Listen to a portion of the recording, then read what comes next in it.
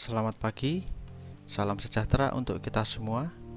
Apa kabar kalian? Semoga kalian dalam keadaan sehat dan tetap semangat mengikuti pembelajaran jarak jauh di rumah. Materi kita kali ini adalah koneksi internet dan keamanan data. Selamat mempelajari dan semoga kalian bisa memahami materi kali ini.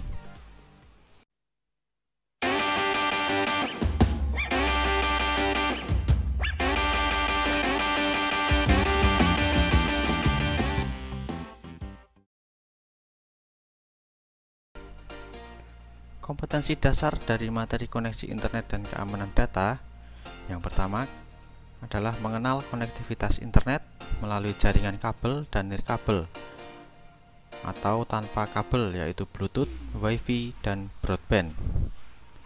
Yang kedua, mengenal enkripsi, salah satu cara untuk memproteksi data, merahasiakan, dan membatasi.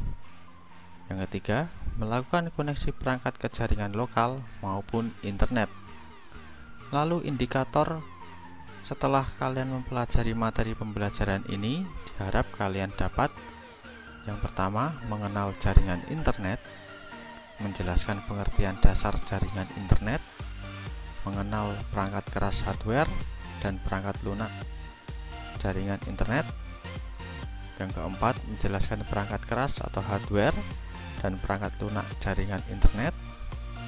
Yang kelima, mengenal keamanan data atau enkripsi pada internet. Yang keenam, menjelaskan data atau enkripsi pada internet. Dan yang ketujuh, mempraktekkan koneksi internet dengan virtual memakai aplikasi. Lalu kita masuk ke pengertian koneksi internet itu sendiri. Sebelum mempelajari koneksi internet, kita terlebih dahulu harus mengerti apa itu pengertian atau definisi dari koneksi internet. Adalah sebuah hubungan yang terjadi antara komputer dan juga internet, atau biasanya sering disebut sebagai jaringan internet. Lalu koneksi internet itu sendiri terdiri atas dua macam, yaitu koneksi internet menggunakan kabel dan koneksi internet tanpa menggunakan kabel, atau sering disebut dengan wireless. Macam-macam metode koneksi internet. Yang pertama adalah analog dial-up. Modem dial-up mengubah sinyal digital dari komputer menjadi sinyal suara atau sinyal analog yang ditransmisikan melalui kabel telepon atau sebaliknya. Menghubungkan komputer ke internet melalui sambungan jaringan line telepon. Jadi jika ada kata dial-up, itu pasti jaringan sambungan internet melalui line telepon. Kecepatan awal dial-up itu sendiri di bawah 10 KB. Namun hingga sekarang kecepatan maksimal 56 KB. Pengembangan lanjutannya adalah ISDN atau Integrated System Digital Network. Kecepatan maksimalnya 128 KB. Metode koneksi internet yang kedua ada broadband, yang menghubungkan komputer ke internet melalui sambungan kabel TV dengan menggunakan modem broadband. Yang ketiga, ADSL, menghubungkan komputer ke internet melalui sambungan jaringan line telepon. Namun ADSL menggunakan teknologi yang lebih modern. Keempat, satelit VSAT. Koneksi menggunakan satelit merupakan koneksi yang cukup mahal. Namun koneksi ini juga cukup cepat. Yang terakhir adalah fiber optik. Koneksi jenis ini menggunakan sambungan kabel fiber optik yang kecepatannya setara dengan cahaya yang tersambung antara provider dengan perusahaan. Lalu perangkat keras apa saja yang dibutuhkan untuk mengakses internet? Yang pertama, perangkat penting. Yang paling penting adalah komputer. Untuk mengakses internet pasti kita membutuhkan sebuah komputer atau laptop. Komputer merupakan komponen utama untuk dapat mengakses internet. Spesifikasinya yang digunakan dalam koneksi internet menentukan cepat atau lambatnya kinerja akses internet. Semakin tinggi spesifikasi sebuah komputer, semakin cepat kinerja akses internet.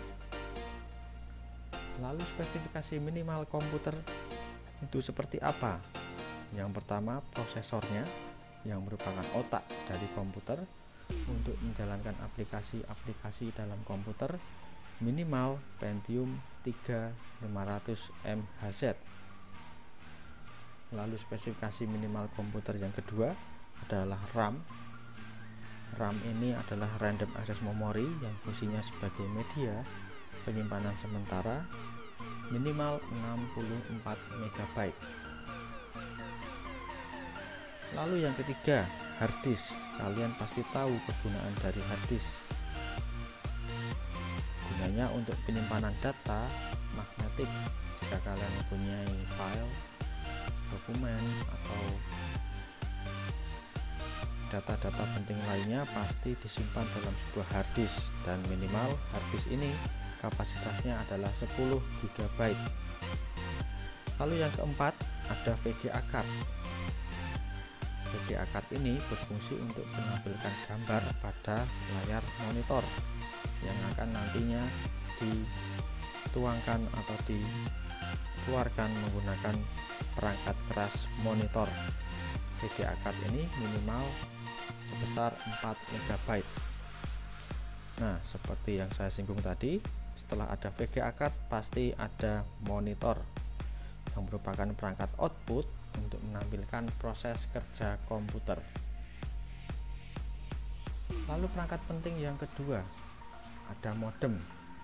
Modem ini berasal dari singkatan modulator demodulator, di mana modulator itu mengubah sinyal informasi ke dalam sinyal pembawa dan siap untuk dikirimkan. Lalu demodulator adalah bagian yang memisahkan sinyal informasi dari sinyal pembawa sehingga informasi dapat diterima dengan baik. Berdasarkan fungsinya, modem dibagi 3 jenis, yaitu yang pertama modem dial-up. Biasa digunakan oleh personal komputer atau PC yang langsung dihubungkan melalui saluran telepon. Kedua, modem kabel, perangkat keras yang menyambungkan PC dengan sambungan TV kabel.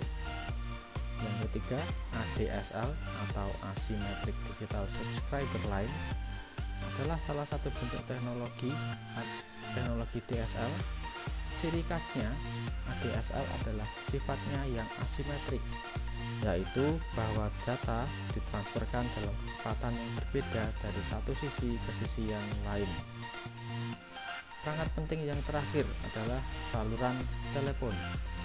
Saluran telepon juga merupakan perangkat keras yang paling penting dan diperlukan untuk menghubungkan komputer dengan internet. Penggunaan saluran telepon ini diikuti dengan penggunaan modem dial-up. Selain saluran telepon, untuk mengakses internet juga bisa dilakukan menggunakan TV kabel. Ini contoh gambar penggunaan saluran telepon untuk mengakses koneksi internet. Sebuah PC dimasukkan ke modem dial-up, lalu dari modem dial-up dihubungkan ke phone line splitter, yang dimana fungsinya untuk membagi telepon dan jaringan internet. Selain ada perangkat penting, juga ada perangkat pendukung. Yang pertama adalah hub, yaitu perangkat keras yang digunakan untuk menggabungkan beberapa komputer. Hub sendiri ini dibagi menjadi dua, yaitu aktif hub dan pasif hub. Perangkat pendukung yang kedua adalah repeater, merupakan perangkat yang digunakan untuk menerima sinyal dan memancarkan kembali sinyal tersebut dengan kekuatan yang sama dengan sinyal asli. Lalu yang ketiga adalah bridge. Bridge dalam bahasa Inggris berarti jembatan. Maka fungsi dari bridge ini adalah perangkat keras yang menghubungkan dua buah jaringan secara fisik yang menggunakan protokol sama. Lalu yang terakhir adalah router, perangkat yang berfungsi hampir sama dengan bridge. Namun router juga bisa menghubungkan dua buah LAN dengan tipe berbeda. Perangkat lunak. Tadi kita sudah belajar tentang bermacam-macam perangkat keras. Sekarang kita masuk ke perangkat lunak. Yang pertama, yang paling penting pasti harus ada sistem operasi.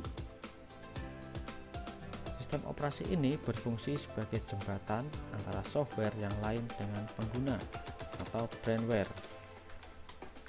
Contoh yang sering kita gunakan adalah Windows, Macintosh dari Apple, Linux, dan yang sering digunakan oleh handphone adalah sistem operasi Android.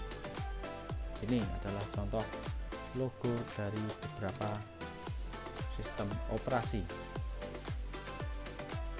Ada sistem operasi dan yang kedua ada software aplikasi. Program aplikasi yang memiliki aktivitas pemrosesan perintah yang diperlukan untuk melaksanakan permintaan pengguna dengan tujuan tertentu.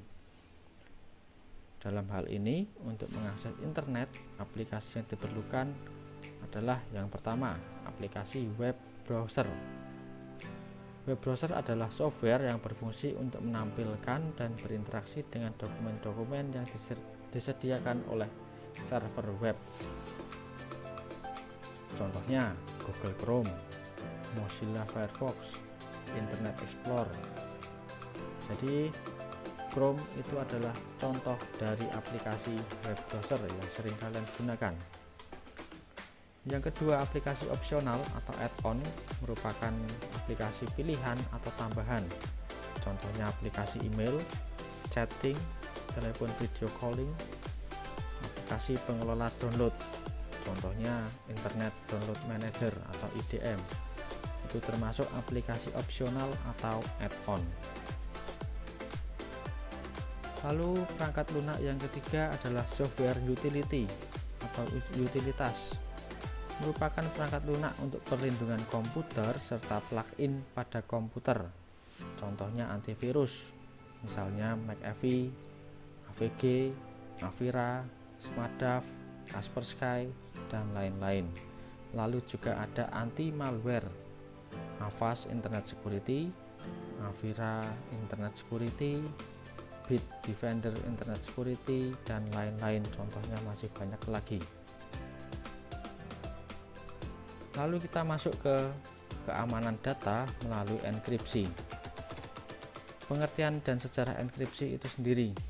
Yang pertama, enkripsi berasal dari bahasa Yunani, yaitu kriptos, yang berarti tersembunyi atau rahasia.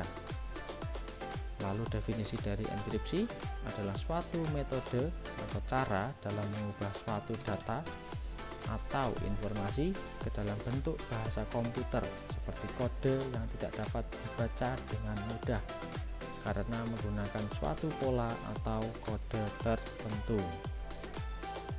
Lalu apa manfaat dari enkripsi?